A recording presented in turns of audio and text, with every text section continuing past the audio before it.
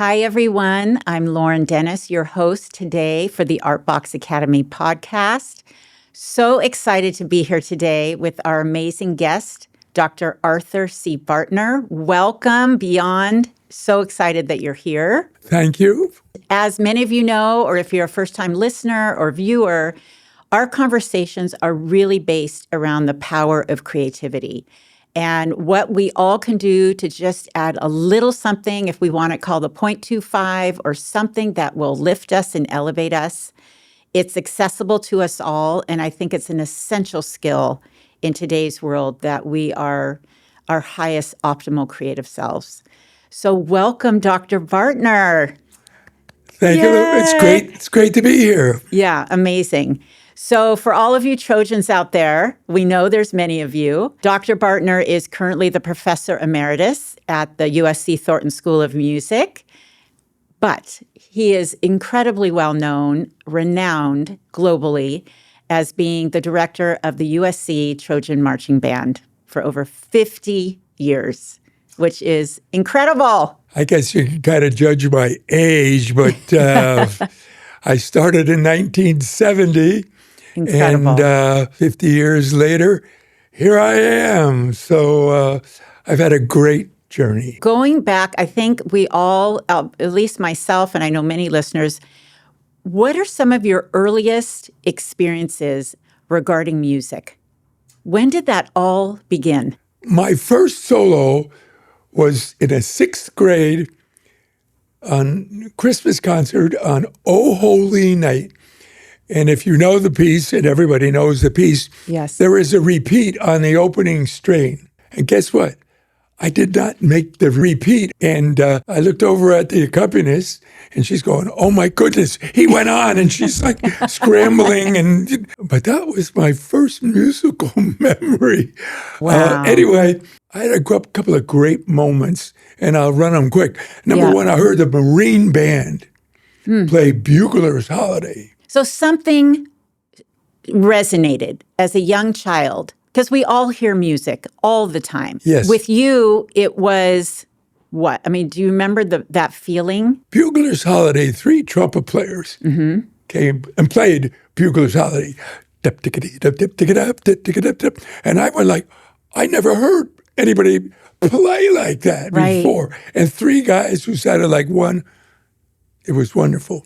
Then in the 9th grade, I was fortunate to make the all-state orchestra. Incredible. And we did the 4th movement of the Tchaikovsky Symphony, his 4th symphony. And I'm sitting back there in 3rd chair and going, and all of a sudden I hear, bum, bee, ba, ba, ba, and I go, What is? Is that what real music, orchestral music, is supposed to sound like? Then in my junior year in high school, I heard the great Benny Goodman Jazz Band. Wow. And here they're playing Sing, Sing, Sing. Right. Bam, bam, bam, bam, Gene Krupa on the drums. You talk You were about struck. a trigger Right. that between band, orchestra, and jazz, it kind of formed in my mind the rest of my life in music. Wow. Being an East Coast guy, I got accepted to Juilliard, to Rochester Eastman, to Curtis in Philadelphia. But I wanted that all-around experience. I wanted that football team on the field. I wanted, the whole deal. So that's why I went to the University of Michigan. Can you share with us the side story that is happening during all of these experiences about basketball? Because many listeners don't know that you were very talented and wanted to make a choice which many of us, that happens in our life. We have 2 joys or 2 passions, and we need to make a choice at some point. I always was a good athlete. Yeah. I could run very fast. I had good hands. Eye-hand coordination. And again, in 9th grade, 10th grade, I was a pretty good football player. because I got running faster than everybody, and I could catch the ball. Yeah. The problem was back then you had to play both ways. So you had to play offense and defense. And I didn't like the idea of playing on defense where some 200-pound Yeah. 300. halfback was running at you and was trying to pummeled you. run over you. So I didn't like it. So I told the coach the next day, I said, I like football, but I'm going to join the band. He looked at me like he said, only nerds join the band. I said, well, I'm going to fix that because I'm a basketball player. Right. And I think I'm pretty good. So to make a long story short, I go to the University of Michigan thinking I could play the trumpet plus basketball. I made the marching band, no problem. I got cut the first day on the basketball team. So here I am. Oh, no. Right. Well, that dream just evaporated. Yes.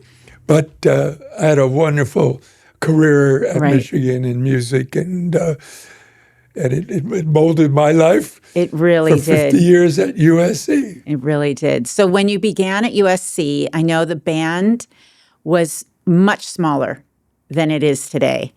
And I think we're fascinated on creative processes. When you have an event, you have a game. I'm thinking even of the 1984 Olympics. I'm thinking of Dr. Bartner was in the Disneyland, led the Disneyland band for years. How do you start with the choreography and choosing the song? What is that process? Because you're starting from nothing. And how does that all come together? The Michigan band had played, the USC band at the Rose Bowl the year before. And the Michigan band was really outstanding. I mean, one of the best in the country. The USC band was maybe Couple levels. One of the worst. There was just it was just at the time. Yeah, I don't mean to insult any of the USC fans, but 50 years ago, it's not what it was. That's okay. They reached out. Grant Biglarian, the dean of the School of Music, reached out, and they wanted to hire a Michigan guy. And I had built a very fine high school band. I remember a couple of really, I thought, creative things that I was known for at that very beginning stage. Number one, I was able to take over the scholarships. So now the scholarships became available for the entire university, not just the music majors.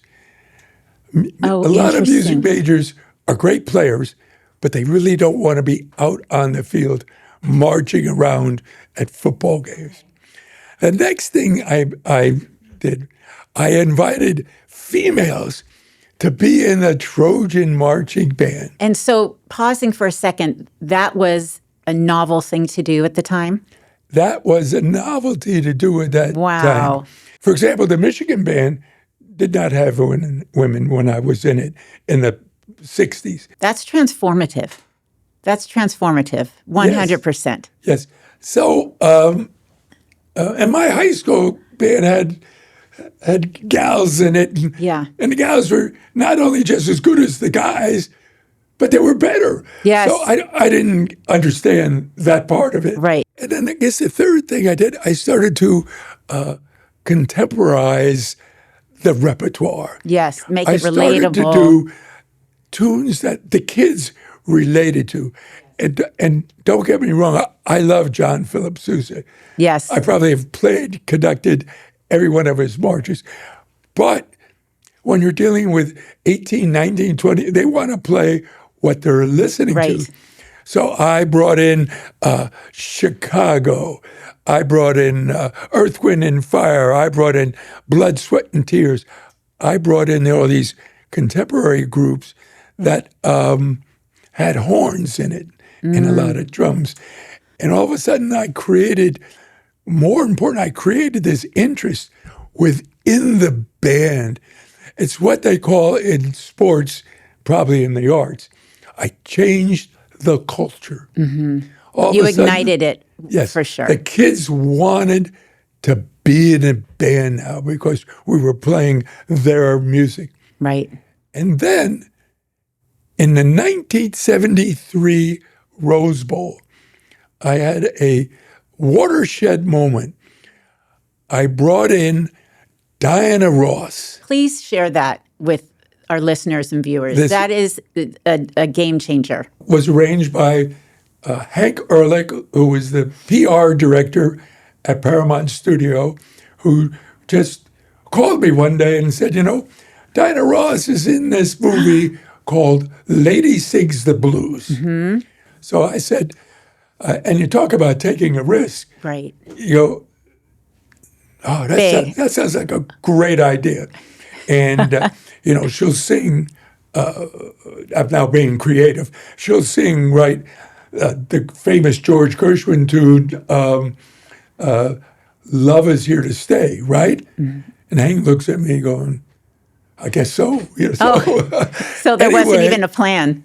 She really never rehearsed with the band. She came down to a rehearsal and was just blown away by the sound of the band. And that was it. She came down to rehearsal, sang about 3 notes and said phenomenal. Goodbye. Yeah. Then, and here's, it's game time, and I'm going like, oh my goodness, is she going to show up? The game started, and where's Diana Ross? Meanwhile, she flew in helicopter, not into the stadium, but outside the stadium, sometime to perform between the first and second quarter. And then she is. She's got a normal fur. Yes, I remember the photos. Yep. Stunning. My daughter, Debbie, all she remembers is what she was wearing. Of course. But anyway, she went out and she just knocked them dead. Wow. And the crowd, standing ovations, you're talking about 100,000 people. And I'm looking around, I'm going like, well, I think this career is going to make it. I think we're going to go somewhere. I think one of the big things is that you get to share it with other people. But one of the stories that I know I'm so anxious to hear is how the entire Tusk album, the relationship with Mick Fleetwood, and I know you were just with him a couple months ago. Yes. How did that start to get Fleetwood Mac on that football field?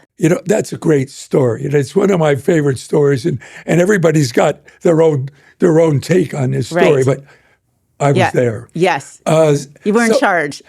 Yeah. So, and this idea of having a marching band perform with Fleetwood Mac was the drummer, Mick Fleetwood. It was his vision because he went to France to visit his mother. He calls her Mom or some English. Mom. Yeah, Mom, yeah. And so early in the morning, and his brass band goes by and, wakes him up. Shakes him, yes. And now he can't go back to sleep.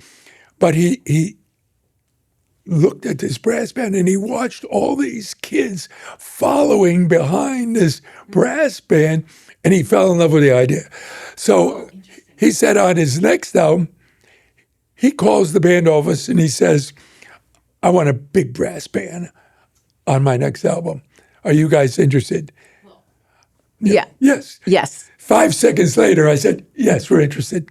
So that's step number 1. Number 2, we go into a studio in Santa Monica. Lindsey Buckingham is there, the famous guitarist. Yes. So he took Mick's idea on a riff, kind of an ostinato melody, or actually drums and harmony. And he wrote the melody on top of this riff. So now we've got Mick on drums and we have a melody. Wow. We bring the rest of the group in. They made a tape. Then I have my arranger, Tony Fox, come in and now arrange a piece of music so the band can read the music. It's interesting fact that everything is improvised off of the top of their head. Oh my! And you talk about the ultimate creativity that Lindsay's sitting there and he's singing his tune, and it really sounds like he's just making it up. It's just flowing out of his head. So it's not written. No. Oh my! So you take a marching band. I think it was during the summer. Again, we had about 120, 130 kids, and but they need to read something. We need to. They need some blueprint to. Yes. Right. And the funny part, in the middle of Tusk, there's a drum solo. Yeah. So anyway, because Mick never played the same drum solo twice, I said, the talent is just. I said, well, that's great. I love that spontaneity. I love it. But I've got about 24 drummers that need to know. Yes, what to do. what to do. Yes. So anyway, we wrote a drum part, and Tony wrote a wonderful arrangement, and we go into Dodger Stadium, and we record this to the track that Fleetwood Mac made. And Mick was amazing because I'm up on a ladder conducting, and he's like right in front of me playing the drums in his imagination. So he's up there keeping the beat and waving his hands and doing this so that I'm helping me in time with this track. Stevie Nicks, by the way, is twirling a baton. She was a high school twirler, so she's going around the infield twirling a baton. I mean, it was like it was magic. I can't even imagine. But, you can't imagine that this is happening, going on, and then I think, oh, what a great experience for these kids. Oh, they won't forget this. Ever. So then. This is in about June, and I just put it to bed. Well, this was nice, made some money for the band, and I forgot about it. And then I'm driving to school in September, October, and I hear, here is the latest cut from Fleetwood Mac. From Fleetwood Mac, Tusk, featuring the USC marching band. And I'm driving my car to school, and I'm going, you got to be kidding me. And from then on, the album went platinum. Right, platinum. Tusk, which was now the title of the album, went to number 4 in the country, and it's now our 4th fight song at USC. And yes, it is known all over the world. All over. Incredible, incredible stories. One of the things that I would love for you to also share is your passion, knowledge, and love of fine art. And I know you've traveled globally multiple times, even with USC alumni, with different groups, and you are now post-USC. And I've seen, for all of you listening and watching, I've seen firsthand Dr. Bartner's works of art. The talent is phenomenal. And I know we're going to share a couple things today. How did that happen? That little bridge, knowing, because you must have done something over the years regarding sketching and painting. I mean, was that something you had always done? Where did your talents come in regarding I've seen your sketches and your paintings. When did that all begin? My grandfather, they didn't have any money, so he would just pick up things, a branch of a tree, a rock, this kind of thing, and he would put them together in collages. He would show them to us, and being a kid, and I was again probably 12. I'm going like, well, that's weird, Right. But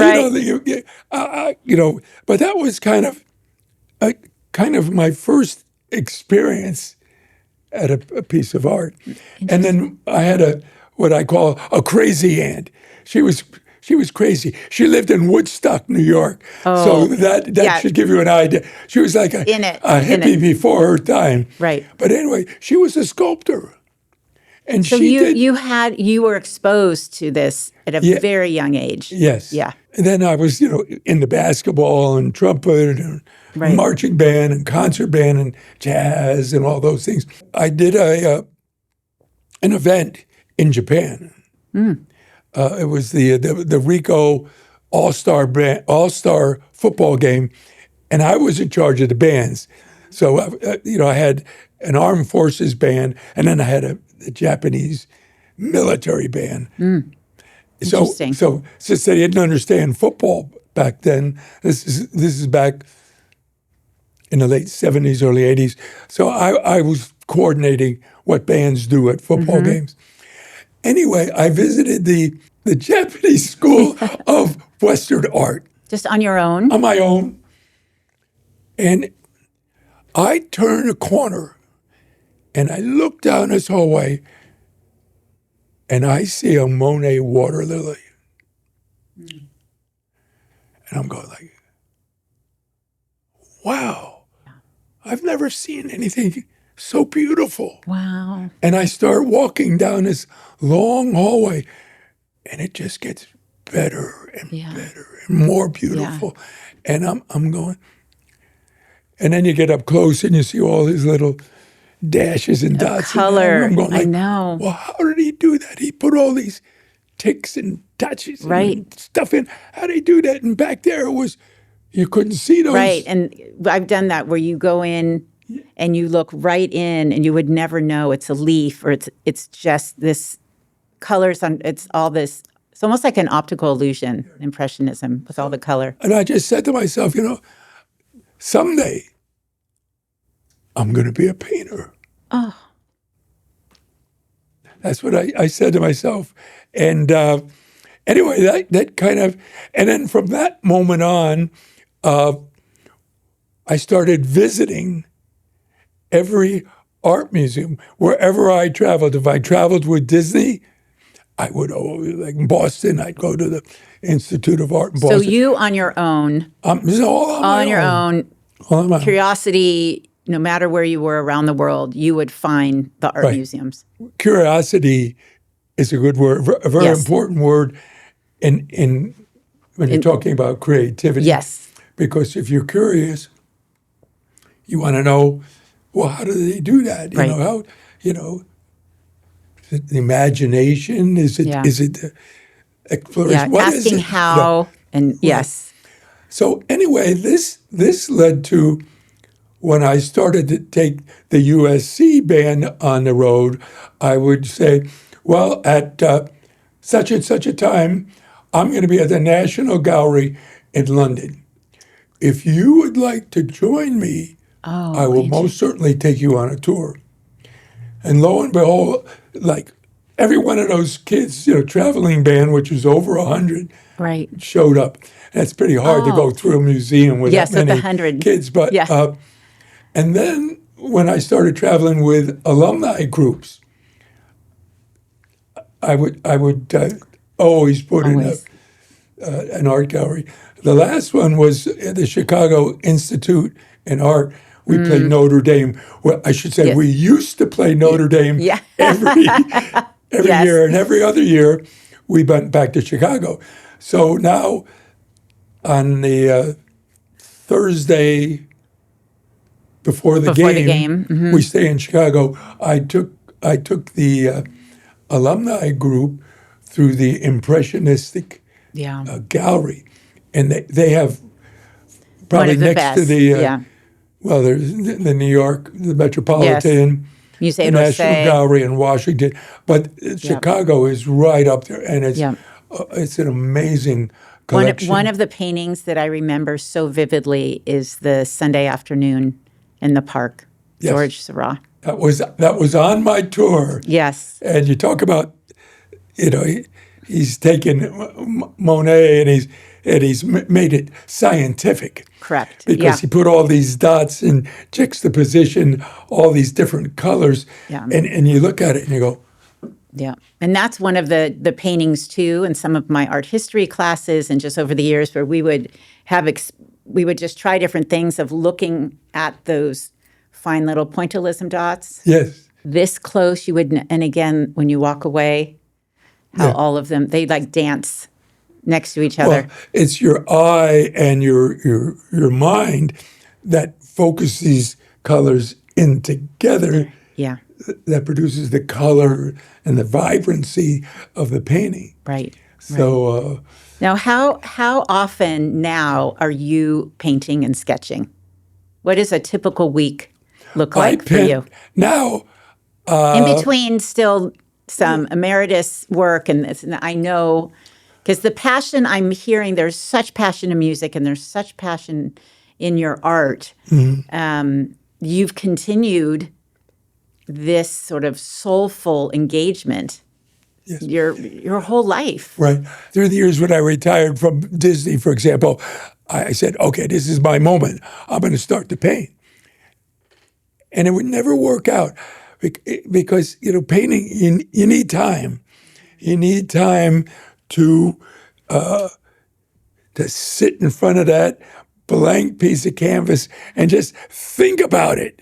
Right. Well, what colors am I going to do? And you're kind of mixing away. And what brush am I going to use? But anyway, when I retired from USC in 2021, I said, this is it. Now is your time. This is it. And thanks to you, Laurie, we started, that summer. Yeah, that close. And I started, and I think this is a wonderful story. I started as a kid, as a child. I had one of your art boxes, and I was putting, cutouts together, and I was building things with blocks, and I was being creative as a 5-year-old. But with no, I'm going to share that story because this, during the pandemic, as all of you know, was a very difficult time. And Dr. Bartner and I were able to meet on his driveway, pretty far apart, with our masks on, with our art supplies. And that was, this was at the height. Very, very early. Yes. So for myself, it added so much connection and just filled my soul because I was lost. Like all of us, it was a very difficult time. So we would meet once a week. I think once a week, twice a week. No, once a week sounds right. Yeah, across the table. And every week we would focus on something, not specifically painting or sketching, but just doing something with our hands that was creative, that had no outcome. There was no full intention. We just had to move color, and we did cutouts sort of influenced by Matisse. Yeah. We did some Miro type scribbles. And that was huge for me personally, to keep me engaged and bring it made me feel very optimistic. It brought a lot of optimism when we had outdoor art class together.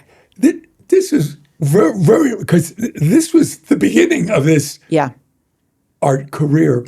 And what was great about it was non-judgmental. Right. It was just like, hey, it's like a kid. Right. A kid's not worried about entertaining 100,000 people. Right. He's just having doing fun. He's in the moment. And this is what I'm saying to myself. Wow, this is really cool. And every week it was like a different. A different. It's a very different approach because many of us have family demands, we have work demands, we have a lot of responsibility, and to go into a space where you can play, there are no mistakes. In the beginning, it's uncomfortable, and then as you keep going and you keep going, we've talked about this before, that you have to push through that discomfort, and all of a sudden, you and I both were like our papers got bigger and we added more color. It was like our muscle was being worked in a really, really great way. Yeah. Yes. That was very memorable for me. Very. Yes. Well, that was the beginning, and then I graduated into sketching. Yeah. And I had like a semester in sketching with one of our amazing teachers. And I enjoyed that because, again, it correlates with marching band because you're always sketching. Always sketching formation before you start putting the kids into their spots. So I wanted to ask that real quick. Was your process regarding putting them out? I mean, you're managing hundreds of college musicians out on the field. Did you sketch, mark? What was the way that you knew that the drummers were here and the horns were here? That was through sketching? Pre-computer age. Exactly. So, but yes, just like painting, you start with a sketch. And it's kind of what I call a value sketch. Where are the lights? Where are the highlights? Right. Where's the shadows? And you do the same thing in marching band. Mm-hmm. So you were familiar with the hands-on. Yes. Okay. By the way, it's now the second semesters, started to add colors. Yes. It was a huge, but very in micro steps, very thoughtful progression. Sketching, then black and white, then color. Yeah. And it's interesting because sound, music is all about sound. Right. What you do with sound, you balance it, you blend it, you take all these different colors. It's really called colors. Clarinet has a color, flute has a color, trumpet. And now all of a sudden you're adding colors, painting colors, red, yellow, green, blue, so on and so forth. So the relationship with the correlation was really, it made sense to me. Right. And there's a famous painter, Kandinsky, and Russian painter and abstract, but he was a musician.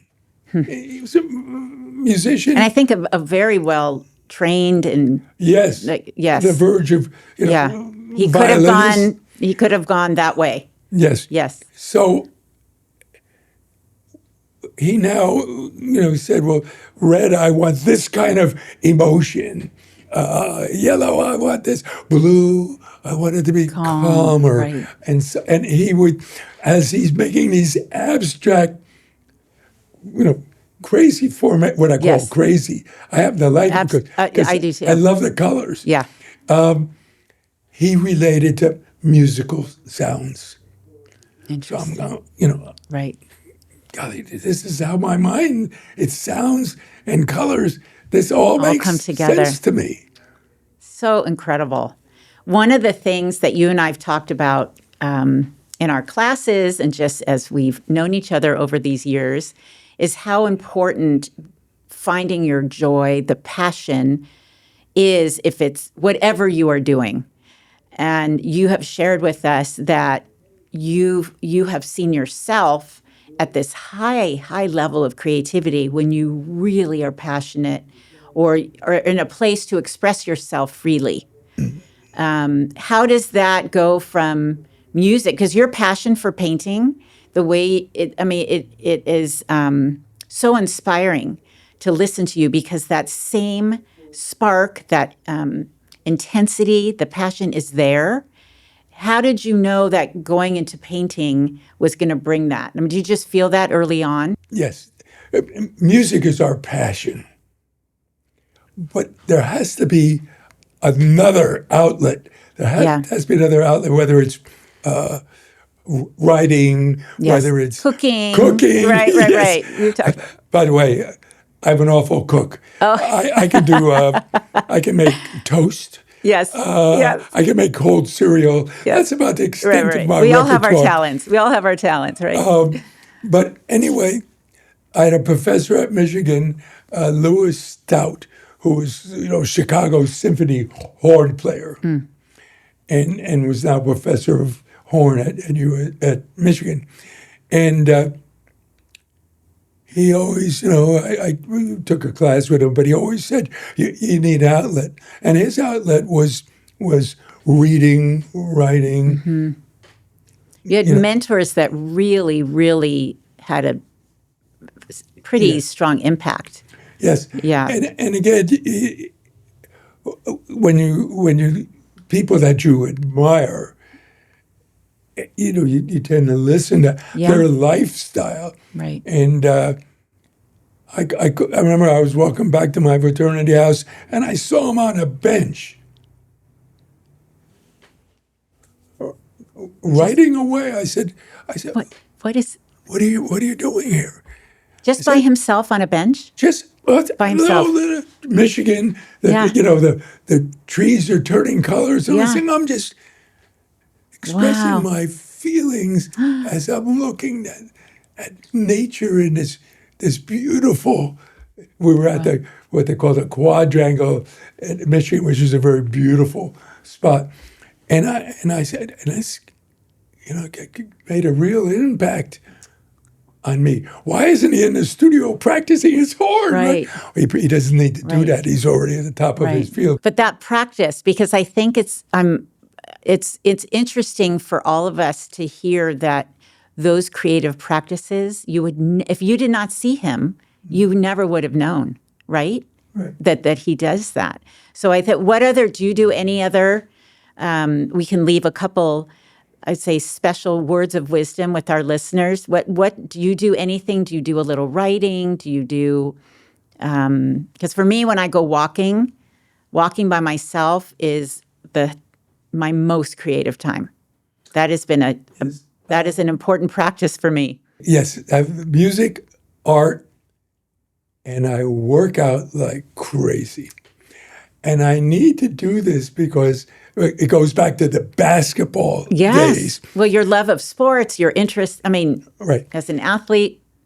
And I've spent, the marching band director is a very physical business. So I spent my life on a ladder with a microphone in my hand and running around. Right.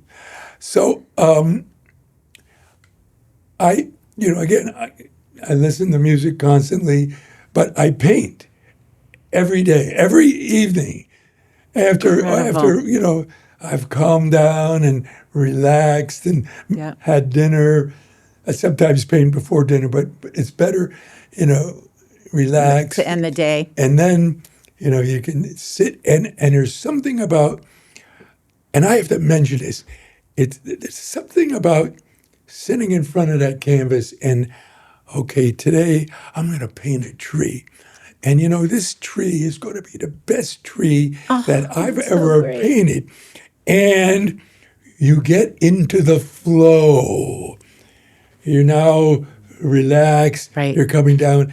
And if it's all working, you're into a state of flow where the paint just seems to flow out. And you kind of forget the time. Right. You forget the space. You're good. And the only reason I know to stop is my wife calls down and she says, Artie, it's 11 o'clock. It's time to come up. It's the only reason why I would stop. You lose complete sense of time. You're in that flow state. So important. So just incredible. And you talk about besides the self-expression for a person's well-being. Yes.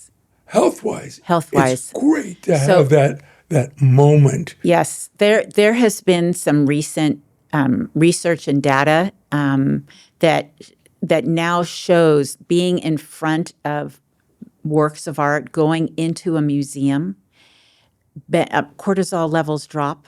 This is something we all can do. And if we have the opportunity to be in front of an aesthetic that is pleasing and beautiful in some way, but even looking at great art changes your chemistry. So we also know that that the hands-on, of course, there's a direct correlation between the hands-on and our brains.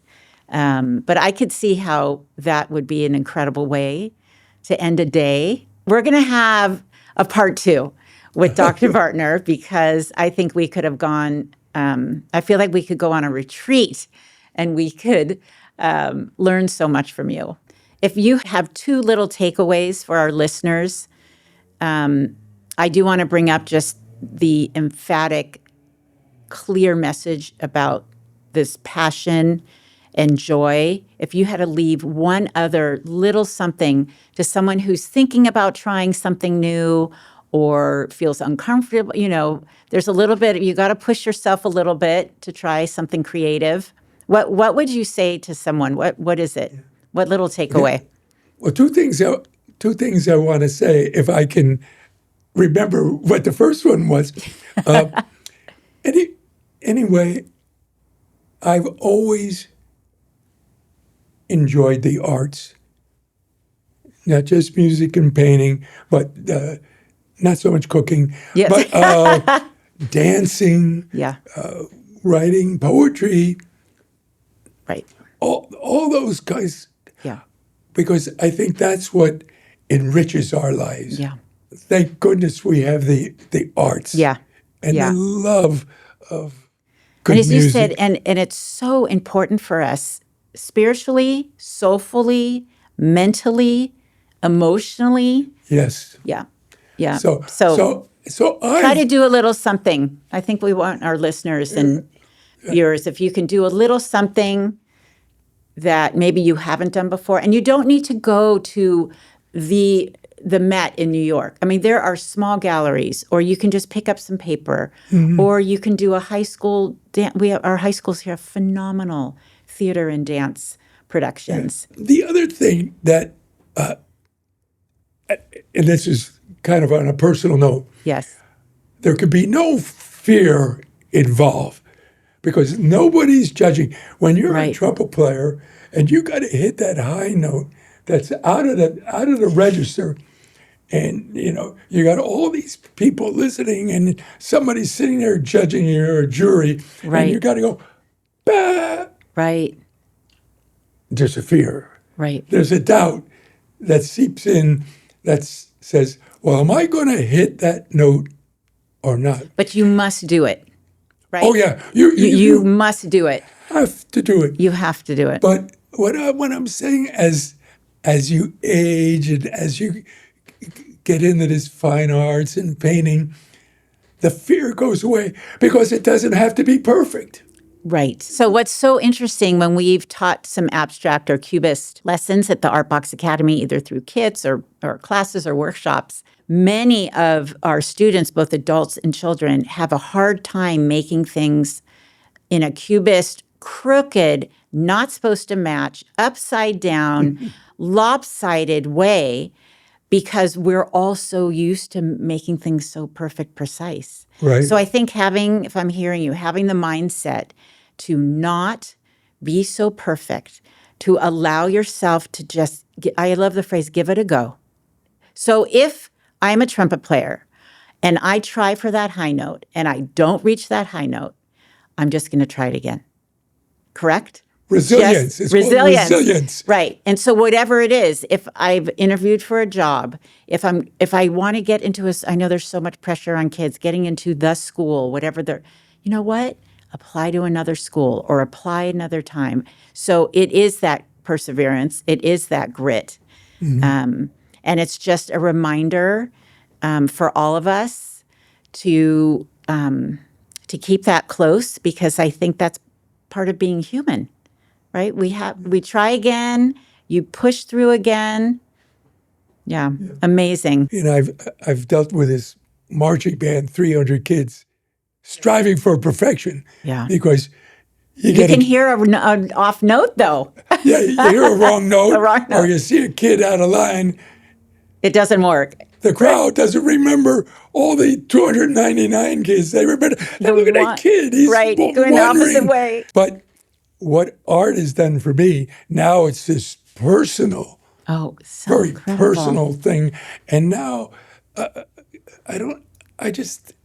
I You don't just have to worry do. about Right. mistakes and perfection and all that. And I can, and by the way, I paint a lot with instinct. I just paint until What you I feel. like the color or I like what it looks like. So it's done talk about well-being. Yeah. It's done a lot for me as a person. Yeah. Incredible.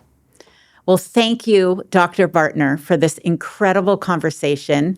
And we want to thank all of you for joining us, either listening or viewing. And if you've loved this episode as much as I have, because we are having you back, I promise, you can subscribe and like, and we just thank you so much. And as always, we just hope you pulled a couple things from today that just add a little lift, a little value to your life. And I would say just, keep that grit and perseverance with you. So thank you. Thank you so much You're for very joining us. welcome. I enjoyed it. Amazing.